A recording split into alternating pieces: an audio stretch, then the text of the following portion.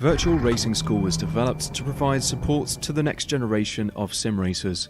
No matter if you're a rookie or veteran or what car or track you'll be racing, our goal is to provide training every step of the way.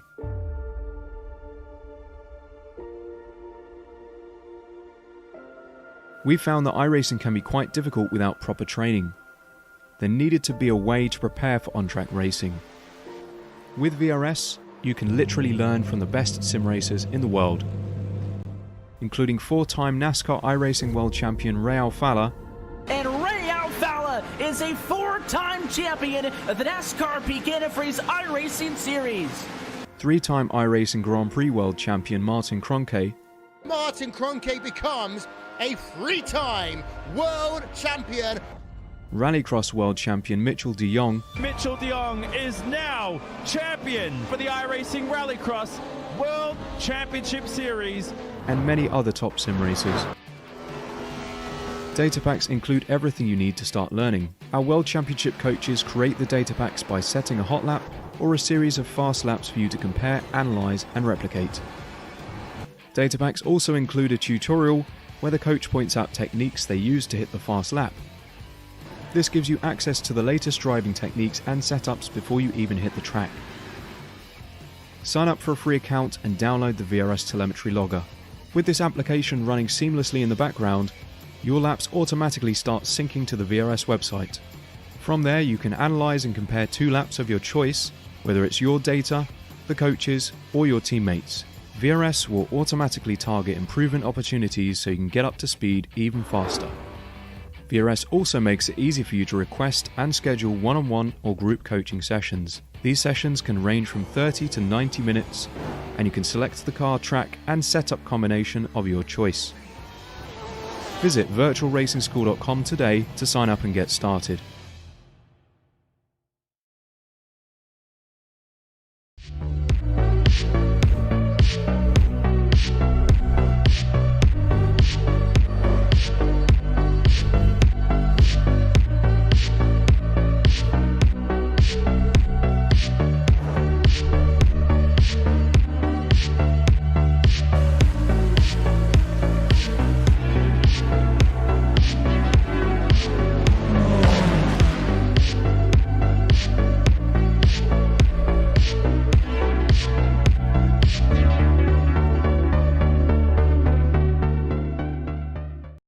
Ricmotech high-performance sim racing equipment.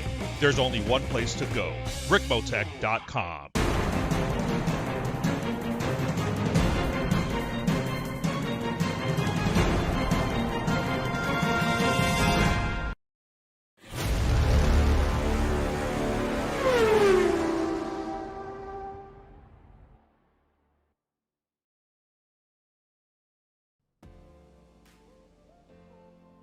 Hi everyone, and welcome to round 4 of the brand new Extreme Motorsports Ricmotech Lambo Trophy Series presented by Performa Texas Elite Graphics, Apex Racing Academy, and Extreme Scoring here on Apex Racing TV. I'm Greg Ginsburg, and joining me as always in the announce booth is Larry McLeod with Apex Racing TV's Dennis Branch manning the cameras tonight. And of course, this week we head to the Great White North and a track celebrating its 60th year as the sentimental home of Canadian road racing. The course that put the Can in Can-Am and the original home of the Formula One Canadian Grand Prix, Canadian Tire Motorsports Park, otherwise known as Mosport. So first off, good evening, Larry. How are you doing tonight? Doing great, eh? Just glad to be up here up north and enjoying the scenery, eh? Yes, sir, eh? And, you know, I had a great time watching hockey last night, so I figured it was time for us to start watching racing here from north of the border. Oh, yeah, the hockey season's now going, so yeah, we got that. But tonight we got a good race. Yes, we certainly do. Stop doing this accent very soon, I promise. Yes, please do. But I am wearing a toque tonight in deference to all of our Canadian drivers. So last time we saw our Huracan drivers, Larry, we were at America's National Park of Speed, and tonight we embark upon its Canadian cousin.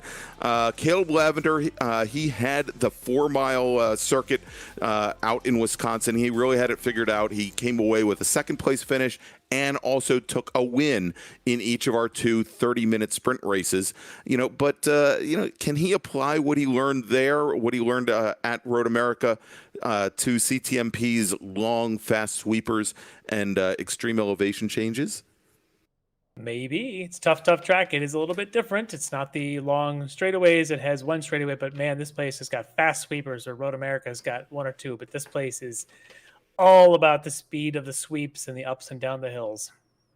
Yeah, it is. You switch between on camber to off camber, and I'll tell you, as I was sitting in and watching some of our drivers out for practice tonight, Larry, I have never seen such great displays of drifting skills, and it almost looked like synchronized swimming to some extent. At one point we had 3 cars all with a nice little drift going down the hill through turn 1 heading towards turn 2. One of them caught it, 2 of them didn't, but still, I think kind of what we saw, if you remember last time we saw our LTS folks at Road America, some of them were having some issues towards the end of the sprint races with tires. That I think at one point you mentioned that we're on lap number 12 of a 13-lap race, and these apparently are 10-lap tires for the drivers, and cars were getting very loose. And so what it looks like from watching practice here, it's something our drivers obviously are going to have to watch again, given the format here, which are 2 30-minute sprint races, no pit stops, no real time to come into the pits and put new tires on, etc. So it'll definitely make for a challenge, and I think somewhat, Road America very hard on brakes, but you don't necessarily think of it as a track that's hard on tires. I think CTMP with some of its sweepers here may actually present a new challenge for these drivers. Yeah, it's going to be quite a bit different. So one thing about this track, which a lot of people realize, it is so difficult to pass around here, and these big Lamborghinis are not going to make it any easier because they'll all come out of the hairpin with the same amount of grunt, and they'll all go into some of these big sweepers about the same way, but this place is just notorious for tough to pass, even though it is extremely fast. And I think qualifying is going to be critical for tonight's race. You want to qualify in this front row, or maybe front 2 rows at most. Beyond that, you're going to be looking at mayhem going down through turn 2 and into turn 3, where up front, you got a shot to maybe make some noise, but passing is going to be probably the toughest thing tonight. Yeah, I completely agree, Larry. But before we get to qualifying, let's do this, much like we do every single week. Let's hand things over to Kevin Ford. He's going to walk us through this beautiful 2.45-mile, 10-turn Canadian Tire Motorsports circuit with tonight's track guide. Welcome, everyone, to beautiful Canadian Tire Motorsports Park. Great to have you with us as we provide you your track guide today around this beautiful 2.46-mile course. This one is one of my favorites. It is full of undulation. It is full of radical corners, and it is full of a lot of speed. Here we go. Let's take off and head down the front straightaway. You'll notice our main pit area to the right, our fans to the left, sitting up on the hillside there, as they do around most of this course. Coming down into turn 1 here, this is a very fast right-hand sweeper. Drivers will use up every inch of that exit to get a good run up into turn 2 here. And this is the dastardly corner. Track just falls out from underneath you. Car wants to drift out into the grass there. You got to be real careful coming to throttle. Coming down into turn 3 here, pretty simple turn, a little bit of a crest there at apex. Tend to get that back end loose there as well. As we come out of 3, we'll head down into 4 here. This will take us into Moss Corner, the famous Moss Corner. Down into second gear here for this corner. We're going to get a wide rotation, come right back to the bottom and right back to the floor and up and out of that corner and up onto Andretti straightaway. 2 very slight bends to the right here, turns 6 and 7, coming around 6 now. This is the best opportunity for slipstream here at Canadian Tire. One long backstretch here, and this is where overtaking happens. Coming down here into turn 8. Big sweeping carousel. This will bring us to the left-hander of 9. Our pit entry will be to the right there, and then into the final quarter of turn 10, right back to throttle and up out of the exit. This will bring us back.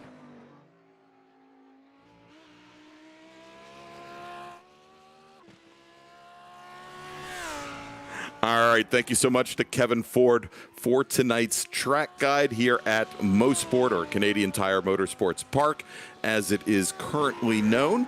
And we're on track right now with the start of qualifying. And as we do every week here and every round here in the LTS, we have a 15-minute qualifying session, what they call lone qualifying session, where the drivers appear to have the track all to themselves. They'll have 4 laps in order to set their fast time and set the grid for race number 1. And then, based on the finish of that first race, we'll invert the top 10 finishers for race number 2. Now, we were watching a little while ago Scott Ramler driving the number 39 GTM racing machine. There's Scott. He is a new entrant in the LTS this round, and we have 2 other new drivers as well. We've got Rafael Sosa. He's driving the number 50 RS Motorsports machine. He'll be in the pro category along with Scott. And then we've got Ryan Cobb. He's in the 999 machine, and he will be in the open category.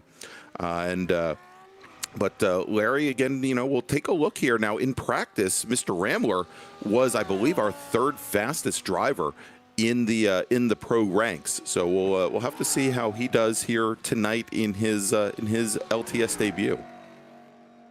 Yeah, I think a lot of people want to get in on the big prizes available in the Lamborghini Trophy Series, so I think that's part of it. But also, it is a great series, and who wouldn't want to be a part of this? I would be if I wasn't here, having a good time talking it up with you, Greg. So I'm looking forward to seeing these rookies tonight, seeing how they mix it up with our seasoned veterans that we've had so far, with like the usuals, cast of characters, like Schwenke and Ruddick and those guys. Yeah, and so you mentioned the great prizes. We'll let it be known once again that at the end of the season, this is not a season championship prize, but we will be giving away a free, not free. Well, yeah, it's free. 5 hot laps at Las Vegas Motor Speedway in a real Lamborghini Gallardo. We'll also be giving a driver free coaching leading up to those 5 hot laps in the Gallardo. And that is going to be given out and awarded to one of our drivers. It's going to essentially be raffled off at the end of the season. And the way that you get additional entries in the raffle is by scoring points, is by finishing well. You'll get a raffle entry for each and every point that you score in the series. So the better you do, the better your chances are to win. And so with that, we're now just about a third of the way through qualifying. Currently, your fastest driver on track is Mike Dam in the number 93 machine with a fast time of a 1:15.07. And a little bit further back, we've got Caleb Lavender and Travis Schwenke. Those are your top 3 in the pro category. In the open category, Russ Ruddick, currently your fast driver, to 1:15.8, with Bobby Childs about 7/10 of a second back from there to 1:16.5, and then Scott Brooks, your 3rd fastest driver in the open category.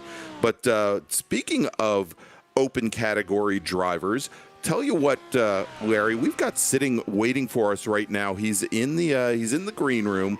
That is John Casey, currently sitting, I believe, 3rd in the open category championship, driver of the number 78 046 racing entry. Let's bring him in and talk to him so he can get out and qualify. All right. Yeah, we've got John Casey with us here tonight. John, welcome to the conversation booth, as we'll call it. Welcome to the Ricmotech Lamborghini Trophy Series. I think this is your first season on the Ricmotech series. It is. Thanks for having me, guys. Oh, what's that? I said it is, and thanks for having me. Oh, great. Yeah, a little echo in the background, but yes, and actually, I'm looking at it. It looks like you've only been on iRacing for maybe about a year or so. What drew you, as you came into the Ricmotech series? I always wanted to race and never just really had the opportunity. And during the pandemic, I didn't even know about it, and I seen what I seen. I just fell all into it, And it's just an opportunity for me to do something I want to do. I always wanted to do, And yeah. To me, it's all seat time and learning. This is the only experience I've ever had, so it's just a learning game, Do you have any other motorsports experience prior to coming in? No. Just a fan, really. Yeah, that's awesome. Yeah, So a lot of folks get in because, you know, Real World Motorsports brings with it big dollars. But here in iRacing, you know, and here in the Apex Racing TV, we bring a lot of great series. The Ricmotech certainly is one of them. So glad you're able to join us. What's your expectations for this race tonight? Any strategies or thoughts of where you want to try and cut it, where you want to be after tonight? Really survive. It's all a learning game to me, really. But this track's so flowy and throttle game, you know, especially with these cars.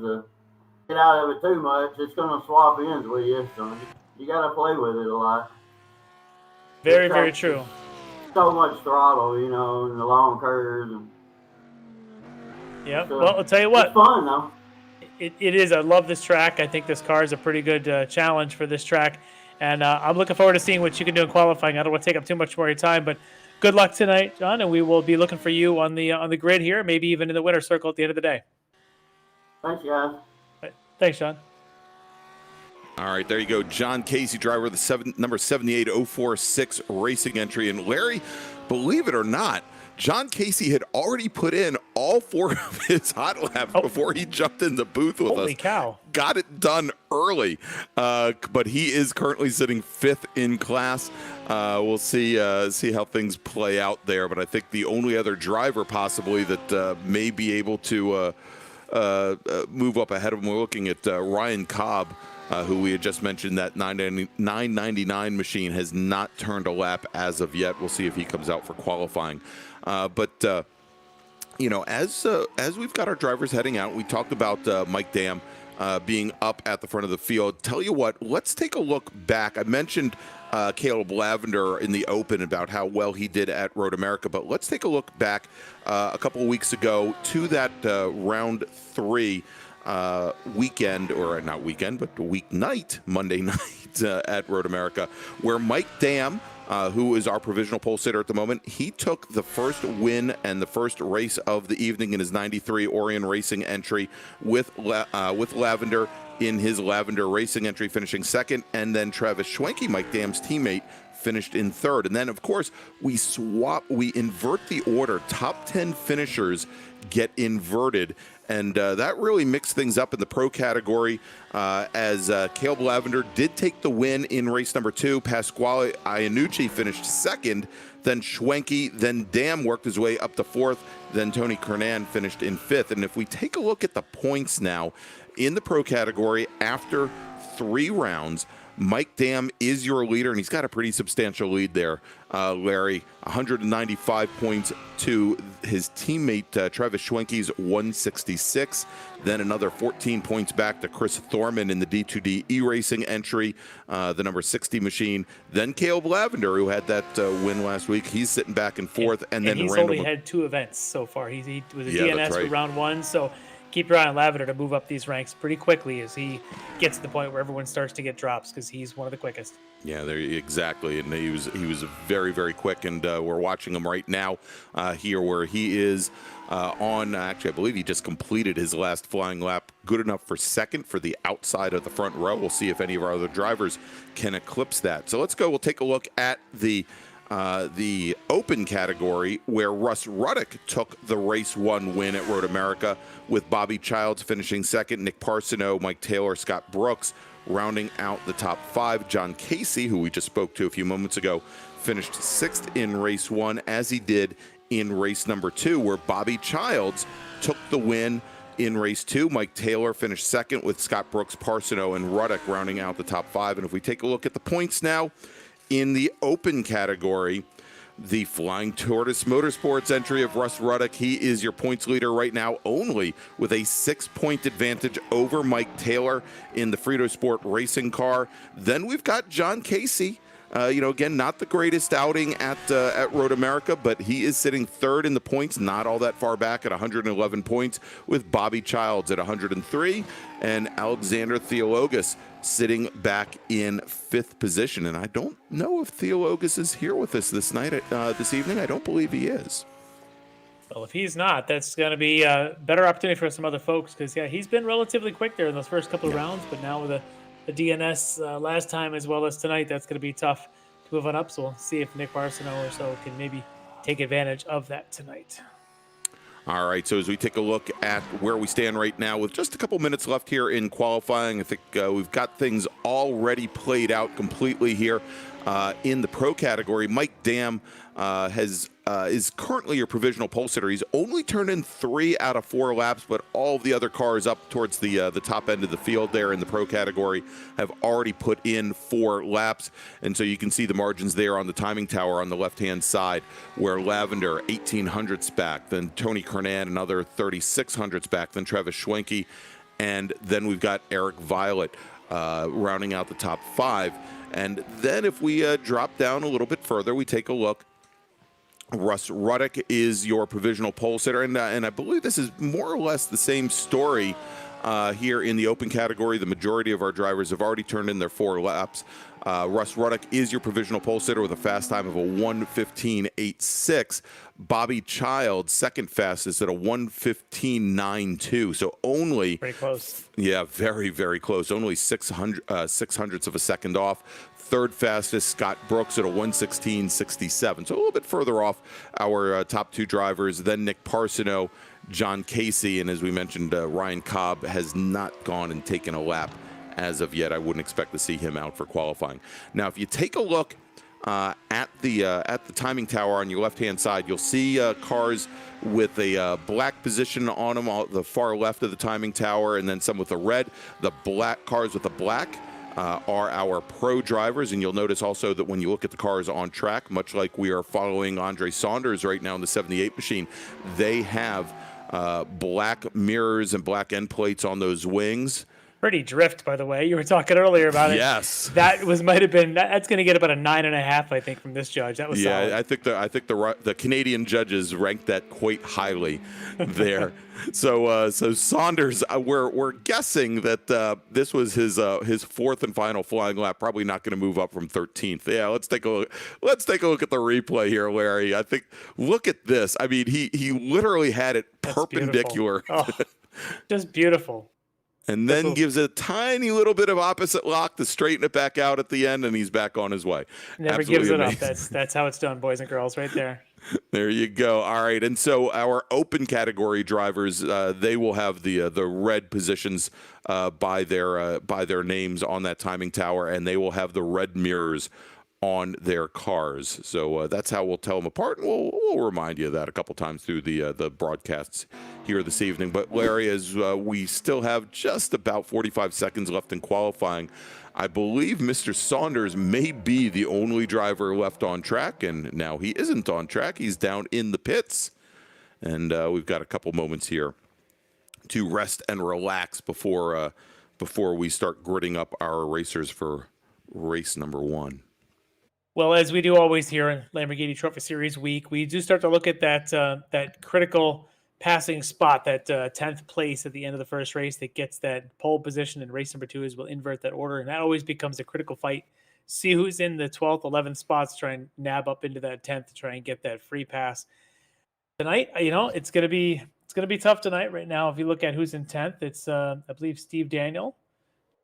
And then right behind him should be Rafael Sosa, Bobby Childs, and then Jacob LeBrun, kind of right there in the next in order, I believe. Yeah, and they were all within a couple hundredths of a second of one another here in qualifying. As we now have drivers gridding up, getting ready for race number 1. And here, let's go and we'll run down the starting order here for this race. Your pole sitter tonight in the Ricmotech Lambo Trophy Series, Mike Dam in the Orion Racing number 93 machine. Fast time, 1:15.071.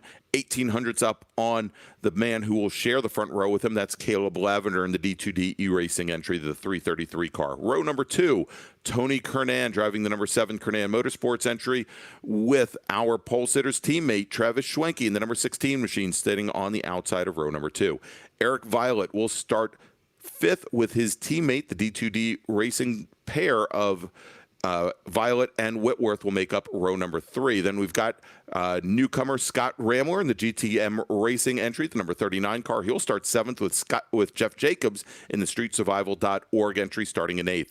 Russ Ruddick, Our pole sitter in the open category, he will start in 9th today with Steve Daniel right beside him, starting in 10th. Then row number 6, Rafael Sosa, another newcomer out of Puerto Rico, and the number 50 Roger Motorsports entry has Bobby Childs in the D2D e-racing machine starting right next to him. Let's take a look now at row number 7, where Jacob LeBrun and JT McClintock will make up that entry. I think the two Michiganers out of VTS Racing. And then we've got Andre Saunders starting 15th with Scott Brooks starting 16th. Nick Parsono 17th with John Casey 18th. And I want to thank John Casey once again for sitting in with us here this evening pre-race. And then if he makes an appearance, we've got John Allen in the 101 Astro Autosports machine starting 19th, but he did not go out for qualifying. John Allen, a former race winner here in the LTS.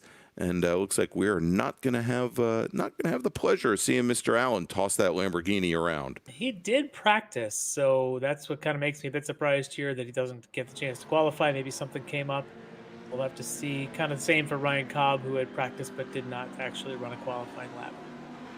All right, so pace lap is underway, and we've got the drivers making their way around this 2.45 mile 10-turn course, and we'll be able to see here, of course, Kevin Ford, I think, did a great job of giving everybody the lay of the hilly land here in Ontario. But you can see here as they make that run down to turn 2. I think that's probably going to be certainly one of the more exciting areas, Larry. We always seem to get a lot of cars finding that they start that pass coming out of turn 1, running down the hill, and then basically they can't hold grip as they sit around the outside of turn number 2, and it always creates some interesting action. And sometimes they drift around turn 2, and sometimes they do stay out there, but then they're on the inside then for going into turn 3.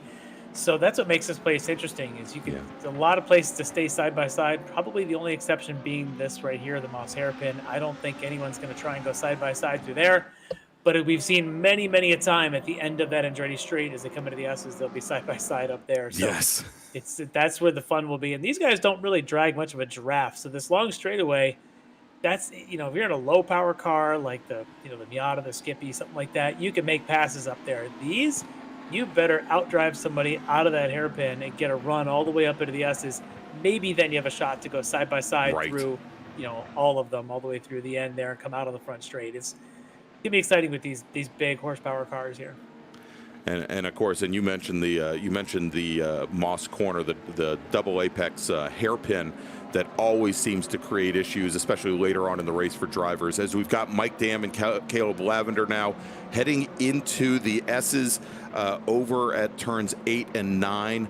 And we see as the pace car now separates himself from the rest of the field, our pole sitter Mike Dam holding the field back just a little bit, but right now is what they consider the beginning of the acceleration zone, or the start zone here. And you can see Mike Dam getting underway and gets a little loose coming out of the final corner there, Larry. Maybe didn't get the jump that he wanted, but as they come through turn 1, start to make their way down the hill, Caleb Lavender and Tony Kernan side by side, but now Lavender seems to get the position. Dropping back behind him is Kernan, then Schwenke, then Eric Violet, then Whitworth, then the newcomer Ramler with Jeff Jacobs and Steve Daniel. And you can see there, getting very, very loose is Scott Ramler and Whitworth. Yeah, Whitworth still trying to gather things up in that blue, the blue number 42 machine. I think actually got into the side of Ramler there as they were coming through turn 2.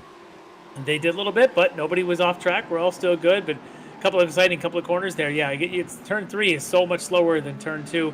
It is that opportunity, especially in the opening laps, as you got McClintock already on the outside of Sosa coming off the hairpin. And a little contact too between those two drivers. And Larry, weren't you just saying you didn't want to go through there side by side? And you can see things bottling up a little bit behind them, as looks like JT McClintock and LeBrun are trying to look for a way past. Yeah, the teammates maybe trying to work together, probably on comms together. But at this point, I don't know so much. It looks like McClintock's going to stay side by side with his own teammate and try and stay up there in form with Sosa. As behind them, Was that the 72 of Saunders now thinking he can make a move on LeBrun. All right, and so as we complete lap number 1, Mike Dam is your leader, Lavender second, Tony Kernan third, Travis Schwenke fourth, and Violet fifth. And yeah, as we were watching here, as Andre Saunders, Drift King Andre Saunders, tries to find his way around the two teammates, McClintock and LeBrun, cannot quite get it done here. As we jump back up to the battle for the lead, and Mike Dam has opened up about a 3-car length advantage now over Caleb Lavender as they come over the crest of the hill, over at turn number 3. And then start making that run, another uphill over towards 4, and they're going to start making their way to the hairpin. This will be interesting to watch as these tires, in a qualifying session by the 4th lap, you're just about at your best tires, but this being a much longer race here, the full 30 minutes, you're going to go well beyond that. These tires, though, they're not instant hot either, so they do take a couple laps. So right now, these guys, as they're finishing lap 2, they're getting there. You get about lap 4 and 5, and they really start to come into their own. Be curious to see if Lavender can stick with Dam out there, if Tony Kernan can even kind of close that gap a little bit and not let them quite steal away from them. That's not going to be easy because Schwenke, Dam's teammate, is going to make every effort to stick on the heels there of Travis Schwenke, of Tony Kernan. Tony Kernan. And you can see here how close things are up at the top of the field.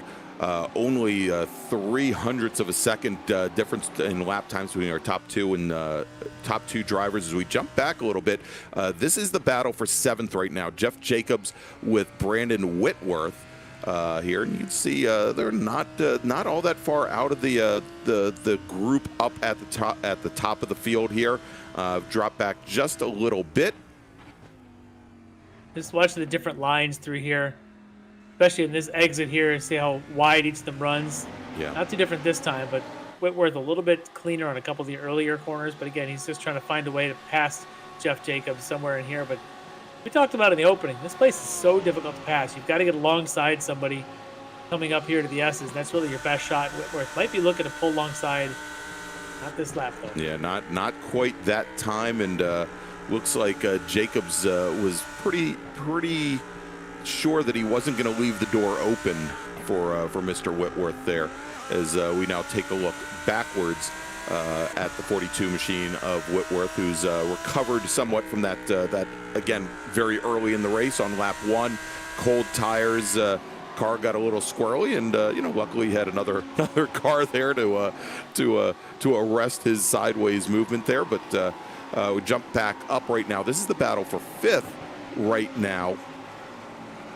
With Violet and newcomer Rambler right back behind. And I don't want to call it the battle for 5th at this point, because it's really the battle for 3rd, as Kernan, Schwenke, Violet, and Rambler all in very close quarters. And Saunders here willing to try everything to get around McClintock as he got past the, LeBrun's made his way back there as well. LeBrun looks like he's gotten past McClintock. So a little bit of shuffling back in this order from how they were a little bit ago. And McClintock seems to have lost pace here, but Saunders would love to get by either one of those two cars at this point. You can see now he's trying to come down the inside. Thinks he got a good run, making his way down the Andretti straight. But we're going to jump to the 96 machine now of Steve Daniel, who is our lead car in that group. We've got Russ Ruddick sitting right behind him, and then Bobby Childs. Now that is the battle. If we take a look at those 2nd and 3rd cars in that line, as we had Rambler go off at the final corner. The new kid has now been christened into the league. Gotten his way a little bit loose there, coming at the end of the S's, so he's here in turn 8. Yeah, and you can see already had the rear end hanging out just a little bit through 8 as he comes through 9. And let's see what happens as he comes through the final corner. Grass just at the entry wheel. Of 10, and too much damage, able to continue, but that's going to lose a whole lot of ground and puts him pretty far back of where that transfer spot is. That's that transfer spot we talk about as being in that 10th or 9th place. That 10th spot would be the one that starts up the second race on pole. Right now, that's held down by Bobby Childs, in fact. So it's by track position and not by the number on the board, because the number 10, that's 10th in pro class, as opposed to the open class, Ruddick and Childs. Yeah, so Ruddick is your leader in open with Childs right behind, and you can see as Ruddick tries to get around Steve Daniel, maybe use Daniel as a bit of a pick there as they head now down into the S's over at turn 8, and Ruddick, he is going to sneak underneath Jeff Daniel as they now make their way not Jeff Daniel, pardon me, Steve Daniel, as opposed to actor Jeff Daniels. As they make their way now onto the front straight here. Now Bobby Childs, he's going to have to find his way around the number 96 machine in order to get back into that battle for the lead in the open category. Yeah, he's going to have to work at that because I think Reddick's going to want to make sure he nails down some good points here and try to make a run for trying to win this open class throughout the rest of the season. And Daniel here in the pro class, he's kind of right in the middle of all this. Yeah. And for Bobby Childs, he wants to get around him as much as he can, but he's pretty quick, and he's one he's pretty quick, but you can also see the 96 car maybe playing a defensive game at this point as they came out away is the train of cars behind him. Yeah. And obviously I think it's a little difficult also. I think most of these drivers, if they were, to peek back behind the glass, if they're looking at their relative screens, they'll have to know that the driver behind is in a different category or different class because all these drivers are driving the single GT3 Lamborghinis. They all, according to iRacing, look the same here, but I think Childs probably has an idea that he's not in the same class as Daniel and vice versa. And Bobby Childs now does make his way around Childs, and he's making up. He's trying to still stay clear. Childs almost drops a wheel coming out of turn one. I tell you what, that is one of the most dangerous places in iRacing to drop a wheel is the exit of turn one here at Mosport, because the car will just go instant loose. I don't know if it also high centers on that outside curve, but it's dangerous. And Bobby right there just kind of danced with it, managed to contain it, and continue. But boy, that's a fraction of an inch away from putting that thing into a spin and down into the wall there on the pit exit side. Oh, and here come the two teammates again, side by side, with McClintock and LeBrun. Looks like McClintock's going to take the position right there. Yeah, so I thought maybe Saunders was going to slip inside LeBrun there as well, but LeBrun able to hold him off. You got a peek up here at Jeff Jacobs, and I believe that's Whitworth.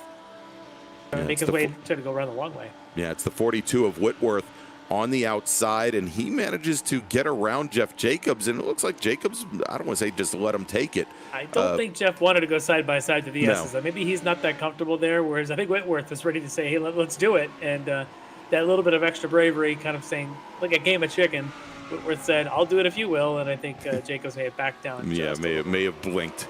Yep. All right, let's jump back now to the battle for the lead here, Larry. And Mike Dam had about a 3.5 car length advantage over Caleb Lavender the last time we watched. Now, again, these two drivers, they finished 1 and 2 in race 1 at Road America just a few weeks ago. And we'll see here as they go. But for the moment, Mike Dam has about a half-second advantage. He finished that race at Road America with about a 2.5 second margin back to Caleb Lavender. But so far, keeping very close. Both drivers have they haven't ditched Tony Kernan there, but Kernan is a little bit over 2 seconds in arrears. Yeah. He's lost whatever draft he might have had.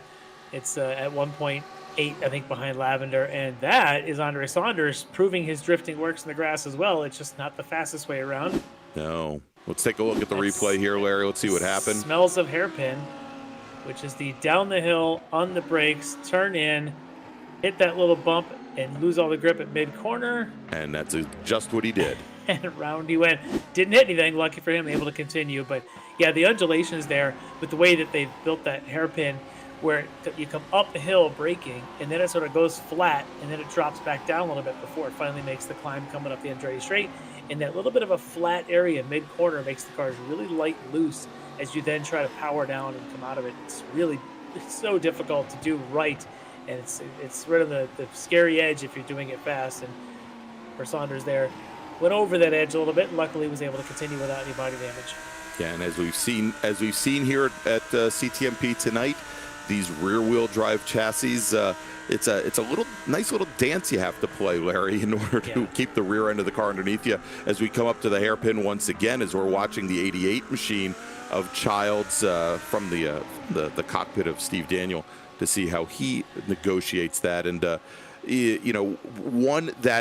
little whoop-de-doo there coming out of the first portion of the hairpin Moss corner over at 5A is one piece, but we also see a lot of drivers as they get on in the race, they try and push the braking zone a little bit deeper and deeper there, and we'll typically start to see drivers go off over at 5B, the second portion of that hairpin. So something to definitely keep an eye on here as things proceed, as we're on track right now with right now, that's the purple machine of Sosa, and he's got Steve Daniel and Bobby Childs just ahead. Sosa currently sitting 9th in the pro category, Daniel sitting in 8th. But I think most importantly, Sosa right now, he's sitting right back in 11th position overall, just out of that spot that would put him on pole for race number 2. Of course, we're not even halfway through this first 30-minute sprint yet. Quite yet. So a lot of racing still to be had, and a lot of mistakes that can be made, and makes things like this that much more exciting. As Parsono and the 39 Rambler going side by side. Parsono giving way a little bit there. Scott Rambler still recovering from that spin that he had earlier. Hard to slow for it though, but this battle's not going anywhere as Caleb Lavender just continues to just hound the back of Mike Dam. What I do see though is Tony Kernan has gotten a little bit closer to them. Yes, he has. Yeah, he's definitely closed up. Matter of fact, he's closed up about a full second since the last time we checked in with him. Larry, definitely starting to close things down here. That last time by, Kernan ran almost a half a second faster than our 2 leaders. I'm looking at that lap time of Lavender, a 16.2, wondering if we missed perhaps Lavender and Dam, maybe even trying a side-by-side or something there, because their pace slipped that half a second, allowing Kernan to move up a little bit, as opposed to Kernan putting in some tremendously fast fire. He looks like he's pretty consistent, but I think Dam and Lavender may have had a slip up there that helped Kernan bring up the gap a little bit. All right, let's jump back here. Battle that we had been watching with Sosa and Daniel, the battle for 10th overall, the battle for 8th in the pro category. Just ahead of them is Bobby Childs, who is running 2nd in the open category. Childs about second, maybe a little bit over a second back from our leader in the open category, Russ Ruddock, who you saw there in that last shot up ahead in the green number 95 machine. Rafael Sosa, again, one of the newcomers here to the leagues, actually from Puerto Rico. So we've got the unofficial 51st state here joining us tonight, so that's kind of cool. I don't think we've had anybody from the Puerto Rican Islands joining us on a past series, so we've got him here tonight. We'll have to see if anybody's here from Washington, D.C., Larry, who I think they might beat him to the punch. They're the unofficial 51st state. That's true. It could be. We'll see how that goes. Puerto Rico's been asking for it longer, I think, than D.C. Yes, they have. I don't want to get into politics now. Instead, we've got Brooks and Rambler still fighting it out. They're dueling white cars. Yeah, so Rambler currently running 14th overall, 12th in the pro category after his off over at turn 10 a few laps ago, and sitting back behind or just ahead of Scott Brooks in the number 94 machine. Oh, look at this, going off the 42 machine of Brandon Whitworth. We saw him have some issues earlier on, and Larry, look at this. Is this at the hairpin where he might have outbroke himself? Mid-corner of the hairpin. Looks like he's gone a bit deep and got into that wall. Let's see if that's what it was. Again, good shot going under the Continental Bridge, down the hill to the hairpin. How loose is he getting under braking? Yep, there you go. Clips a little bit of that entry curve, just enough to catch the grass in the exit. And I think that was Jeff Jacobs doing the evasive maneuvers to avoid him. As that is Andre Saunders, this time not surviving his trip to the hairpin. He's back on the toe into the pits. We'll catch his replay. This is the second time for Saunders now struggling down at this end. Yeah, first time he let the rear end go by, went to the inside and popped over the curbing and into the wall. Because he survived. Yeah. And then got himself down and decided just to call the toe and call it quits. I'm not sure if he thought that wasn't going to recover, but either way for Saunders, he's now in the pits on the toe. Yeah, and it looks like his session is now done. It looks like, and I'm just getting word that LeBron has gone off track. We saw him in that battle with his teammate a little bit earlier, JT McClintock. Looks like maybe turn 2 coming down the hill. Yeah. As he's recovered now and got his way through turn 3. I don't see any damage on the car. All right, let's take a look at the replay here, see what happened. There he was with his teammate McClintock. He's a little behind him, though, but this might be fully self-induced. Misses the apex by just a little and tries to put on the Andre Saunders drift show. Doesn't quite do it, ends up out there mowing the lawn, and lucky for him, no harm on the car, but a whole lot of pride lost as he drops back in the order. All right, look at this. Bobby Childs had caught up to Russ Ruddock, the battle for the lead in the open category. Remember that Ruddock had really opened up a pretty decent gap early on as Bobby Childs was finding a way to get around Steve Daniel.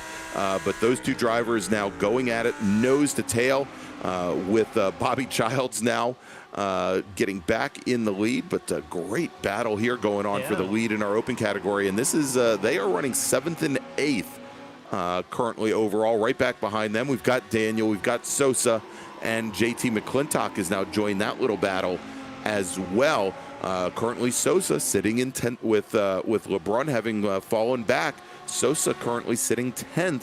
If the race were to end right now, he would be your pole sitter for race number 2. Yes, we didn't see what happened to Russ Ruddock. I just see that he turned a 17.6 lap time in the middle of all that while Bobby was doing a 16.5. So I think, again, this is another case of Ruddock may have brought himself back into this mix, and Bobby just jumped on the opportunity. Bobby loving these Italian mid-engine sports cars. We know how much he loves his Ferraris. And He jumps in the there is no Ferrari in the Lamborghini Trophy Series.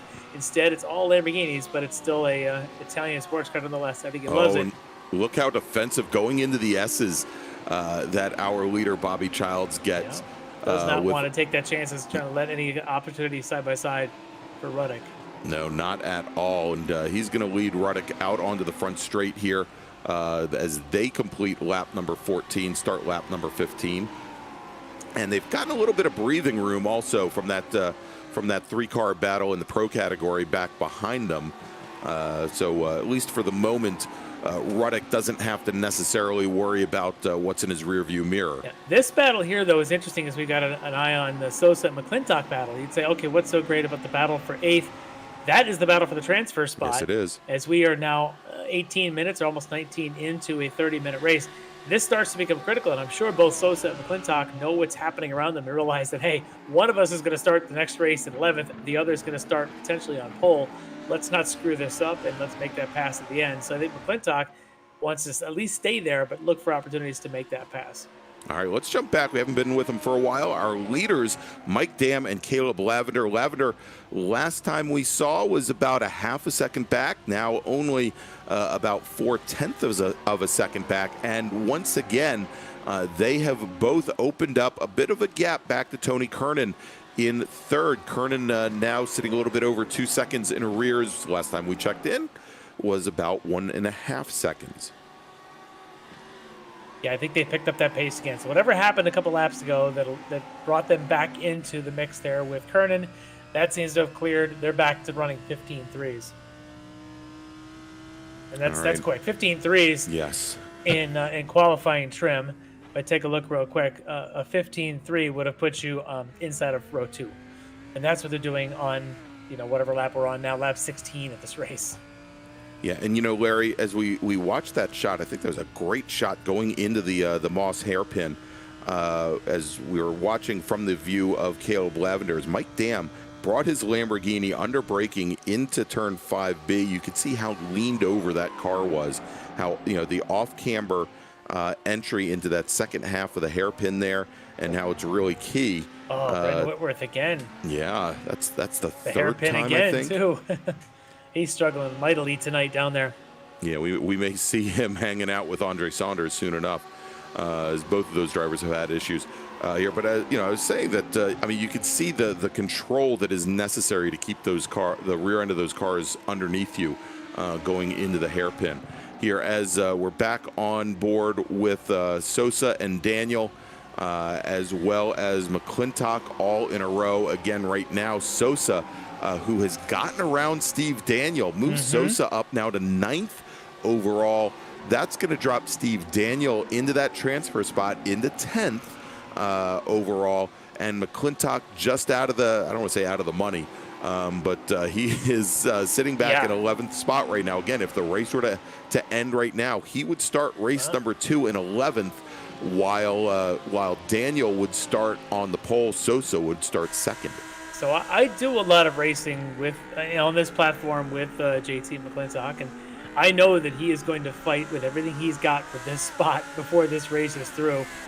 There's going to at some point be a desperation side by side that may either end in tears or may end up in glory for him in the race 2 pole position, but he's certainly not going to sit back and just wait and finish 11th. He's going to give it a go at some point here. I don't know where it's going to be, but Steve Daniel may not want to make even the slightest bit of mistake because McClintock will pounce with everything. You can see right there, he's just going to push him. You can see how much faster McClintock is through 8, 9, and 10. Yeah, he's very, very quick coming out of the hairpin on making the run down to the S's. And at least for the moment, Sosa has managed to separate himself out from Daniel. I mean, nothing that really stuck out like a sore thumb. Oh, speaking of sticking out like a sore thumb, though. That's not going to help running him. off right now is Steve Daniel. And, yeah, that's not going to help in his battle with JT McClintock. I wonder if he's driving with his mirrors instead of driving with the windshield. That's it. Oh, and now Tony Kernan goes off at the hairpin, and he's going to lose a position to Travis Schwenke. So Kernan, who'd been sitting pretty safely in 3rd, back behind our leaders, Mike Dam and Caleb Lavender, he now falls back into 4th position in the pro category as Schwenke moves up to 3rd. And you can see Eric Violet starting to close things down just a little bit. Not quite close enough to put any pressure on Kernan, though. At this point, as Kernan is just getting back underway. Yeah, I think Kernan now maybe a little bit frazzled, and that may be where Violet's thinking, hey, maybe he could try and pounce. But again, we go back to this battle for the transfer spot with McClintock 9th in pro or 11th on the track, trying to do anything he can. Like you said, we've seen him quick down this back straight. But look how close he is now coming onto the front straight, waiting for Daniel. And look at this. This may change things considerably, Larry, as Sosa now goes off coming out of turn 10, cuts across the track or slams into the pit wall. That is now going to move Steve Daniel up in the 9th and McClintock the 10th. Let's take a look at the replay here. I wonder if he gets wide coming out of 10. Got a little curve bit. and yeah, he gets got wide, catches the dirt. I can't believe how much that thing flipped from hitting that inside wall. Luckily, nobody else was gathered up in that. They all made it by clean. All right, and so it looks as though Sosa has managed to continue that. I don't know how quick that car is going to be. He wants that podium spot in the open class, I'll tell you that. I don't think he's going to get it, as I think Parsino is going to get there quick. Yeah, actually, it looks like Sosa actually is part of the pro class. Yeah, I was going to say Sosa's in the pro class, Larry, so that's going to drop him back into 10th in pro, but it looks like that car also having a bit of an issue with the right front tire not turning in for the left-handers. As we jump back now, and this is the battle for the lead. Mike Dam and Caleb Lavender. Again, they've got a little bit of breathing room now that Tony Kernan had his off, but you take a look here, and much as it's been the majority of the race, margin only about a half a second now, up to 0.6 of a second. So Dam in the last 2 laps has maybe eked out an extra 10th over Caleb Lavender. They're sitting in 2nd in the number 333 machine. Yeah, maybe a little bit, but I think anything half a second or so is close enough. But Lavender, with probably only about 3 more shots at it, needs to figure out where his pass is going to be, as we're got a good shot here of Russ Ruddock, still trying to chase down Bobby Childs. This is also a pretty good battle here. Also only half a second apart between these 2 leaders. That's right, as we're now just about 5 minutes remaining here in our first of 2 30-minute sprint races in the Extreme Motorsports Ricmotech Lambo Trophy Series, live from Canadian Tire Motorsports Park. And yeah, this is a great battle that's been really brewing since the drop of the green flag, Larry. You know, these drivers, they started off with a couple pro category drivers separating them. Were able to close things up pretty quickly. And again, Russ Ruddock, who had managed to open up an early lead in the open category, now trying to chase down the number 88 machine of Bobby Childs. As we jump back to this battle, which is no longer for the transfer spot, though. It is Steve Daniel in the 96, that bronze-colored car with the blue 21 of JT McClintock. Well, that's Scott Rambler now behind them. He is now the one on the outside looking at the transfer spot. As we got a look here of Ruddock. You'll notice that Ruddock is not chasing down Bobby Childs any longer. No, looks like he's kind of laid I thought out for of a it. moment ago, as we had seen the group there of McClintock and Daniel going by turn 10, I thought I had seen Russ Ruddock almost at pit entry wall, so he may have had an issue. Yeah, I was just going to say, because he's given up second spot to Scott Brooks now and has dropped a number of cars back. Let's take a look here, Larry, and see if we can pick up exactly what happened as they came through the S's. Same thing we'd seen earlier, another driver where you catch that dirt on the entry and spins you around. Yeah, that's right. Dropped a wheel into the grass, and you can see there he had to get that big boat turned around and lost a number of positions in the process. Drop Ruddock now down to 12th overall, and that's going to have big implications for the start of race number 2, Larry. It definitely will, because now he'll be on the outside looking in, while Bobby right now would be, if we started this race, he'd be starting the race in about 4th, I think. So that huge separation there in the open class when those two guys were nose to tail. Now they're going to start the second race at this point, probably about 8 spots apart.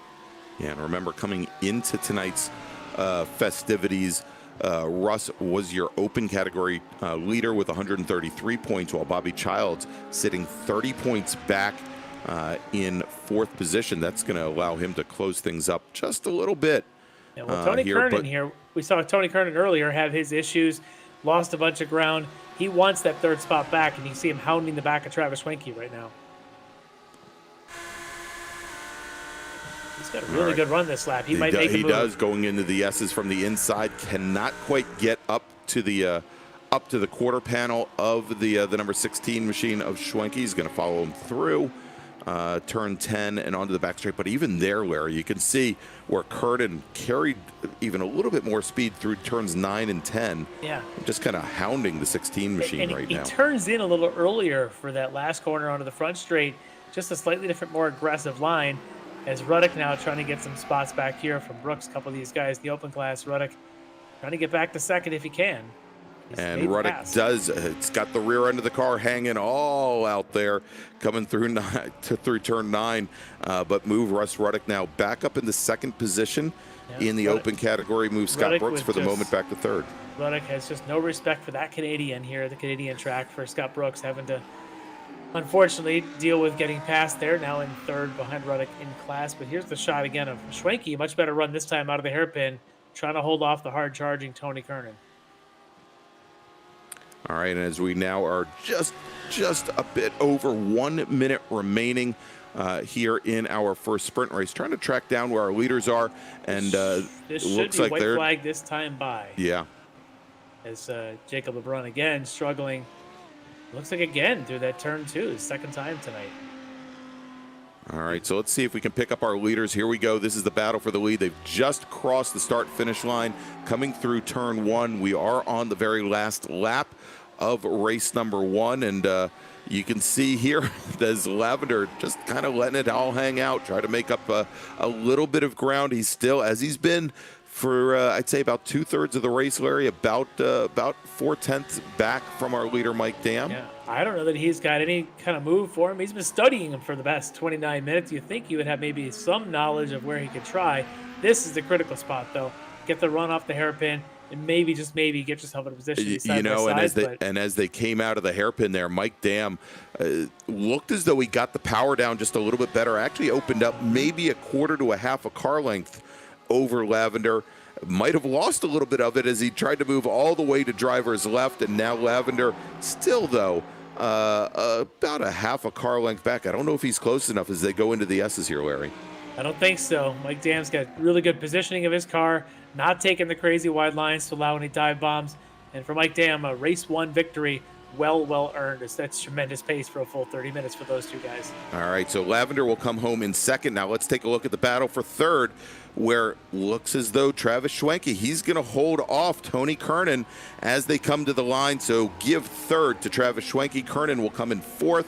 Then Violet and Jacobs will bring their cars home 5th and 6th. Let's take a look now as Bobby Childs, he's going to bring his car home. He takes the win in the open category with Steve Daniel coming home in 8th, and then let's take a look and see who's going to get that transfer spot. Looks like it's going to be our new guy. Yeah, McClintock comes home in 8th, 9th overall, and Ramler will come home in 9th in pro, 10th overall. Scott Ramler will be your pole sitter for race number 2. And just on the outside looking in is going to be Russ Ruddock, and sort of what could have been for Ruddock, having had a great battle there, an opportunity to chase down for that position there, Bobby Childs, but one little mistake drops him back, and now he's going to start this next race all the way back in 11th position. And so Ruddock finishes in second in the open category, and then Scott Brooks finishes in third. All right, so Larry, what we're going to do, we're going to take a quick little break. Our drivers, they're going to be going out. They've got about a 5-minute warm-up before the second race.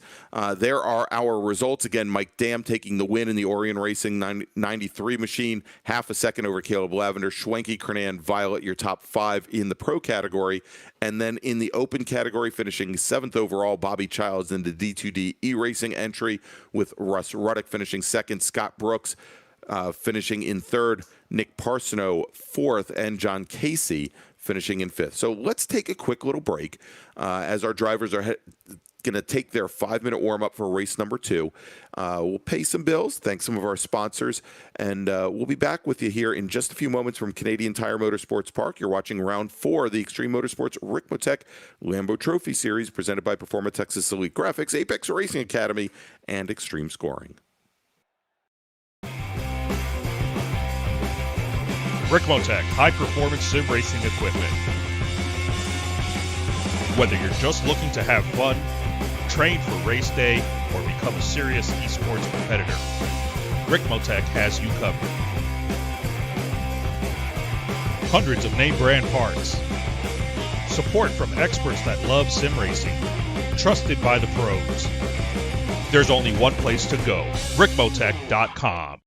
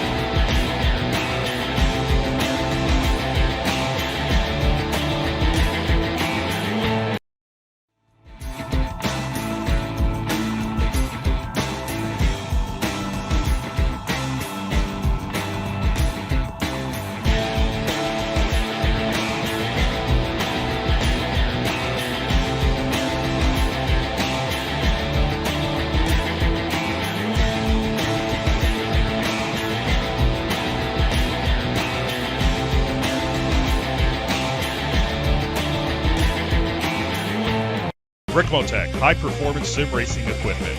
There's only one place to go, Ricmotech.com. All right, and we are back here at Canadian Tire Motorsports Park, Mosport, for round number 4 of the Extreme Motorsports Ricmotech Lambo Trophy Series. I'm Greg Ginsburg with Larry McLeod. And before we move on here, we've got a couple cars that are out taking advantage of that 5-minute practice or warm-up that we have before race 2. Wanted to remind everybody, if you like what you see here tonight on the LTS, please go ahead, give us a thumbs up here on YouTube. And if you haven't done so already, go ahead and subscribe to Apex Racing TV. Click on that notification bell so you can find out about all the great motorsports that we have available for you seemingly around the clock on YouTube. In addition, you can find us on social media, on Twitter, on Instagram, and on Facebook just by searching Apex Racing TV, all one word. So, Larry, we saw some of our rookies, for example, Mr. Ramler, probably in the best position he could have ever hoped to be in. He's going to be on pole for race number 2. But we kind of alluded to this early on in the race that, Mosport is definitely a challenging track, and it really bit some of our drivers in race 1. It totally did. I mean, it bit drivers like Sosa, who ended up in the pit lane. We watched Tony Kernan have his struggles out there. We watched Eric Violet. Some of our real veterans in this series struggle in that first race to keep it on the track. This next half of the evening, this second race, not opportunities there for any more mistakes for these guys. They've got to get one in. But now with your race 1 winner, Mike Dam, and then the runner-up there, Caleb Lavender, those guys put in such a great pace for the first 30 minutes. Now they have to go and they got to pass 9 cars to get to the front on a track that they just proved exactly how difficult it is to pass around here. Yeah, and so Larry, one of the things I'm wondering about, and we saw this from at the very start of race 1, and you mentioned here, it seemingly taking maybe 2, almost 3 laps for these drivers to really get their tires up to temp and get the equipment up to speed here.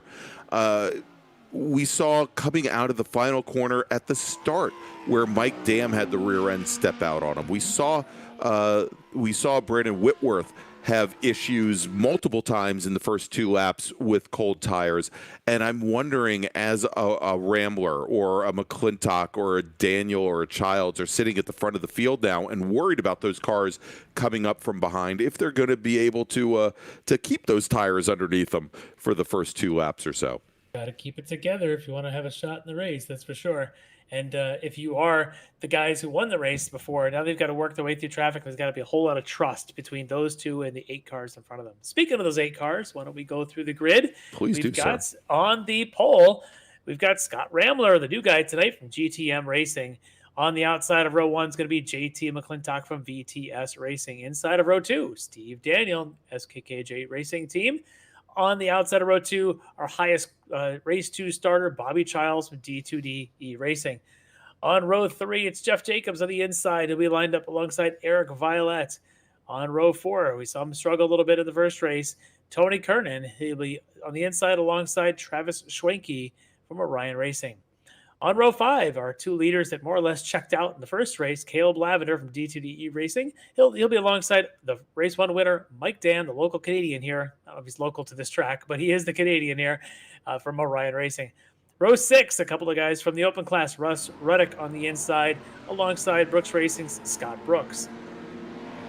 Behind them, you've got Nick Parsino on the inside. He's also from the open class. He'll be alongside Brandon Whitworth. On row 8, VTS Racing's Jacob LeBrun, alongside 046 Racing's John Casey. Row 9, Rafael Sosa, alongside Andre Saunders, a couple guys who struggled in that first race. Really looking for some redemption here going into race number 2. All right, Larry, and so as we've got the pace car bringing the field around, a couple things to look at here. We talked about the issues that Russ Ruddick had in race 1, and he did work his way back up to second position in the open category. But as our cars are now making their way around on the pace lap, I'm wondering what Ruddick is thinking of his strategy, because he was 1 out of that transfer spot. He's sitting 11th.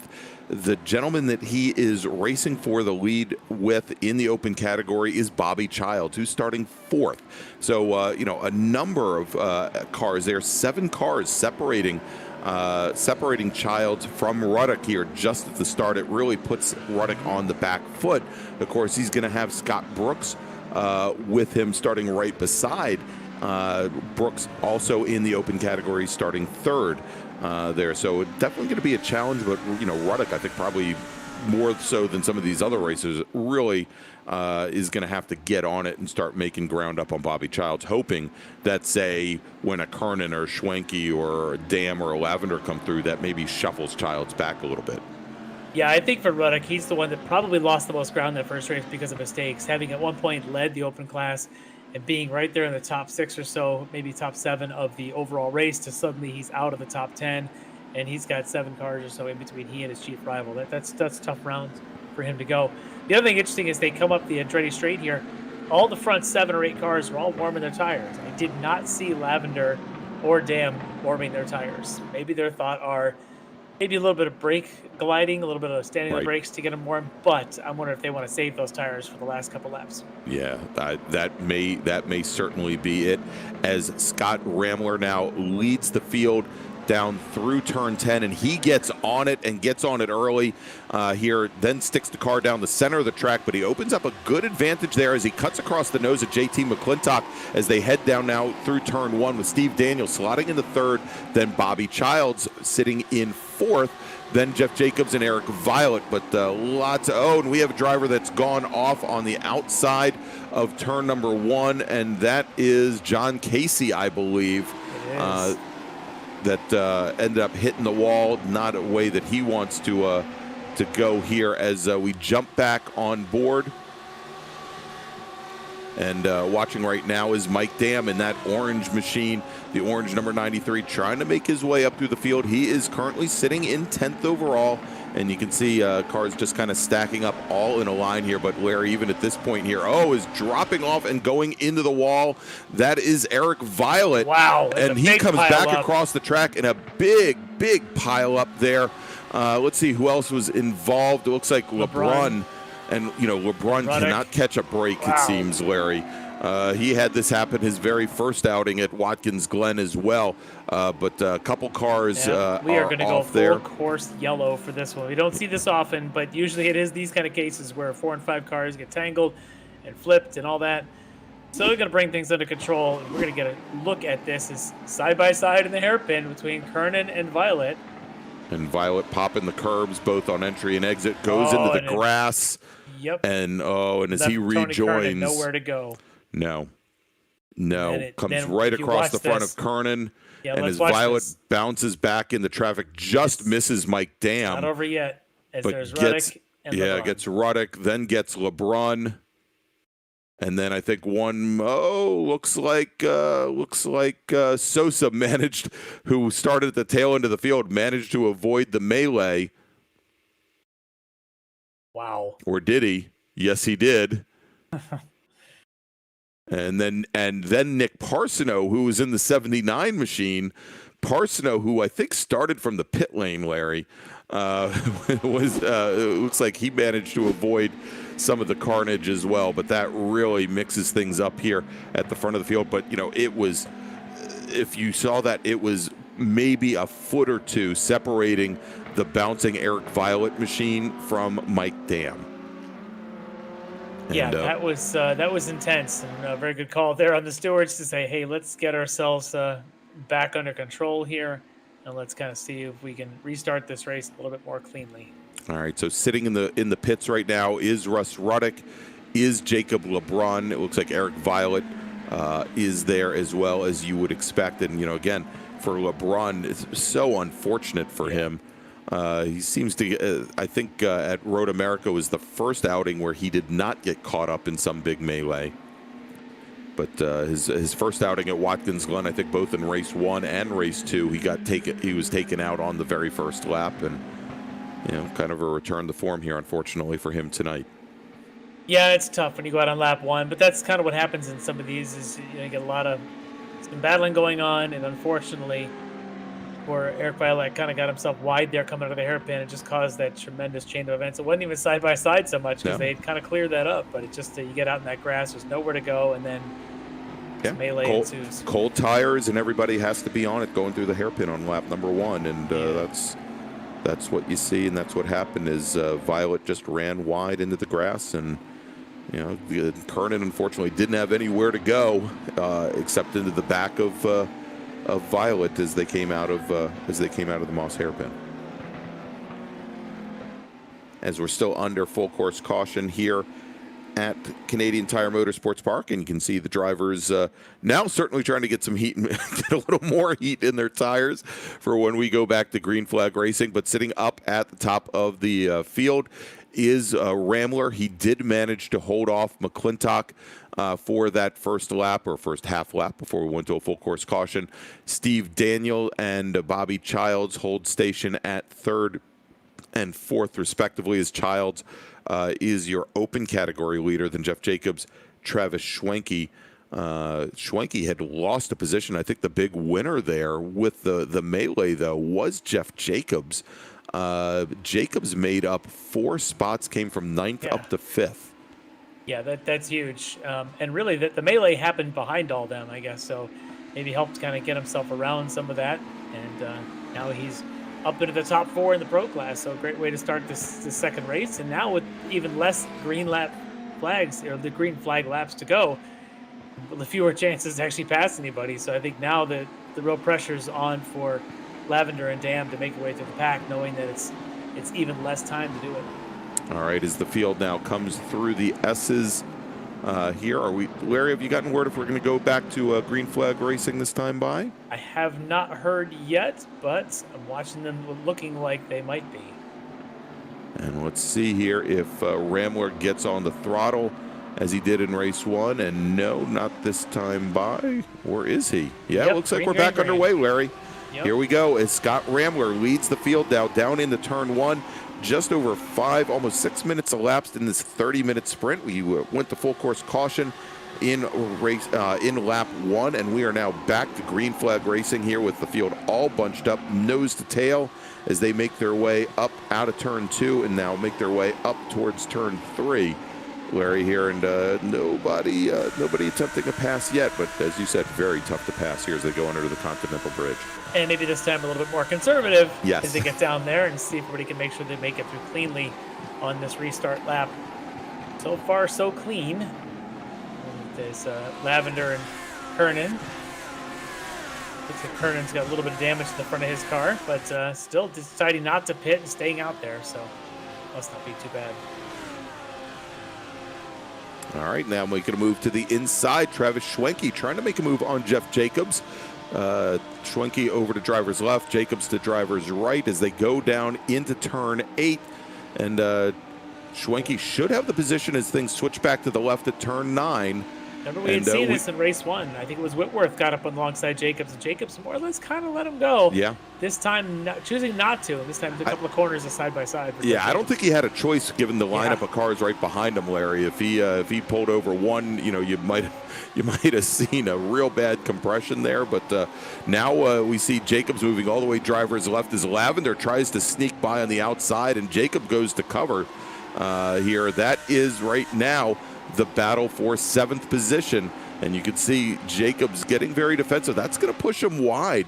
Coming out of turn number 4, though, as they make the run over toward, or probably not 4, coming out of 3. Lavender's going to get a little bit aggressive, and Jacobs going to actually concede a couple of spots there, both Lavender and Dam getting on third. Who's that parked on the side over there? I think that's Rambler. Rambler, I think. Yes, yeah, there you go. Our leader, Scott Rambler, now in the pits. We didn't see what happened to him. Hopefully we can Given pick where up he's that. parked, I have my suspicions. Perhaps it's a corner entry looseness leading to the outside of corner. And yeah, he missed the apex by about, I'd say about a mile. That's strange. He just kind of stopped.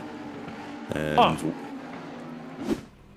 yeah. Lots of things. Didn't see anything significant. This is significant, though, as Brooks, the other Canadian in the field, manages to not get clobbered. Sosa, meanwhile, had to go a little bit aggro to avoid him.